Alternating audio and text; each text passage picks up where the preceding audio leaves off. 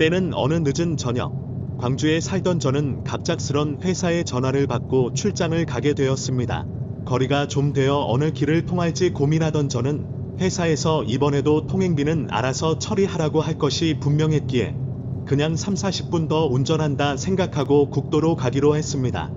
의외로 가로등도 빼곡하니 깔려 있고 도로 포장도 잘 되어 있어 생각보다 운전이 어렵지는 않았습니다.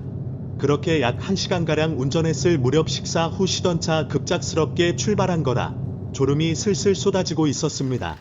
근처에 어디 잠깐 쉬어갈 데 없을까 하고 돌아보니 고속도로의 졸음 쉼터처럼 도로 아래 한쪽에 차를 대어놓고 쉴 수 있는 곳이 있더라고요. 그래서 잠깐 눈 좀 붙일 겸 그곳에 차를 대었습니다. 얼마 후 어느 정도 피로가 가셔 눈을 떠 시계를 보니 약 1시간 40분 정도가 지났었습니다.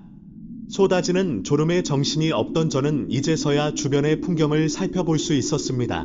주변은 녹음이 우거진 숲뿐이었고 이쪽은 아직 차가 지나다니는 듯 불빛이 움직였습니다.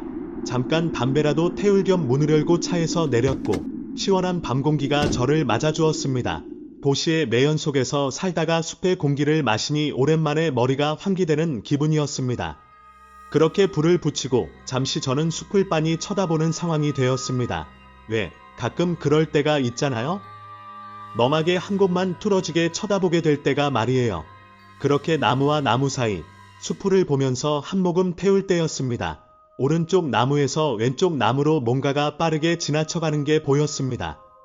전 그저 여기저기에 흔히 있는 고라니겠거니 생각하고 별 대수롭지 않게 생각했는데 그때 방금 지나간 왼쪽 나무를 붙잡고 있는 손이 눈에 들어왔습니다. 순간 담배를 잡고 있던 손이 멈췄습니다. 그 나무와 저 사이는 고작 멀어봤자 50m밖에 안 됐고 그 흰 손은 너무 뚜렷이 잘 보였습니다. 전 움직일 수 없었습니다. 지금 바로 차에 들어가 시동을 건다면 나무 뒤에서 그 손의 주인이 튀어나와 저를 가로막을 것 같은 불안감이 제 목을 휘감았습니다. 혹시나 내가 잘못 봤을 수도 있다고 생각해 옷으로 대충 안경을 닫고 다시 바라보았을 때 소스라치게 놀라지 않을 수가 없었습니다. 그 형체는 얼굴과도 같은 걸 내밀었고 그 눈과도 같은 것과 제 눈이 마주쳤기 때문이었습니다. 저를 바라본 그 얼굴은 아무런 표정도 없는 여성인 것 같았습니다. 정말이지 말로는 형용할 수 없는 표정이었습니다. 이게 무표정이라는 말로 설명이 안 되는 게 정말 표정을 짓고 있지 않다. 나기보다는 표정이 아예 없었다는 말이 어울렸습니다. 무언가 보고 있으면 온몸의 피가 다 말라버릴 것 같은 그런 얼굴이었습니다.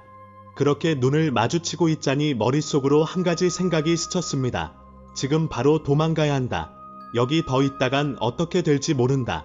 하며 피우던 담배를 던지고 돌아서서 바로 차에 타 시동을 걸려 했습니다. 하지만 제가 뒤돌자마자 아저씨, 그것 좀 주워주시면 안 될까요? 하는 굉장히 무미건조한 감정 없는 목소리가 들렸습니다. 전 다시 한번 얼어붙을 수밖에 없었습니다. 눈을 마주치는 것만으로도 온몸이 떨리는데 목소리까지 들어버리니 그 자리에서 움직일 수가 없었습니다.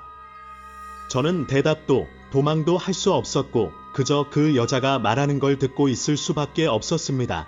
아저씨, 그것 좀 주워주세요. 제가 주우러 갈 수가 없어요. 저는 주워달라는 물건을 곁눈질로 바라봤습니다. 다른 게 아니라 그 물건은 바로 제가 방금까지 태웠던 담배였습니다. 무서운 마음에 집어던진 담배를 비벼밟아 끄는 걸 깜빡했고 그 담배는 잡초 위에서 금방이라도 불을 낼 듯 맹렬히 타들어가고 있었습니다. 아저씨, 주워주시면 안 될까요? 제가 갈 수가 없어서요. 하며 그 여자는 뚫어지게 저를 바라보며 타들어가는 담배만 가리키고 있었습니다. 저는 혹시라도 말을 들어주지 않으면 당장이라도 제게 달려올 것만 같다. 무거운 발걸음을 간신히 옮겨 줍지는 못했어도 일단 꽁초를 밟아 불을 꺼뜨렸습니다. 그렇게 원하는 걸 들어주고 여자 쪽을 바라보니 표정의 변화는 없지만 무언가 만족한 듯 여자는 옆으로 한 발자국 나왔습니다. 처음으로 보게 된 그 여자의 전신은 일반 사람과는 다르게 하나도 없었는데 이상하게 왼쪽 허벅지 부근에만 무언가 뜨거운 것으로 지진 듯한 상처가 하나 있었습니다. 마치 방금까지 불로 지지던 것 마냥 빨갛게 달아오른 그 흉터를 이끌고 여자는 다리를 저르며 저에게 걸어오기 시작했습니다. 순간 피해야 한다는 생각이 머릿속에 가득했지만 저랑 눈을 똑바로 마주치고 정면으로 걸어오니 도저히 발이 떨어지지를 않았습니다. 저는 가만히 우뚝 선 채로 그 귀신이 저에게 다가오는 걸 못 보겠어서 눈을 질끈 감았고 귀신은 점차 제 쪽으로 걸어오더니 제 바로 앞에 섰습니다. 내 바로 앞에 귀신이 있다고 생각하니 온몸이 사시나무 떨듯이 떨리기 시작했습니다.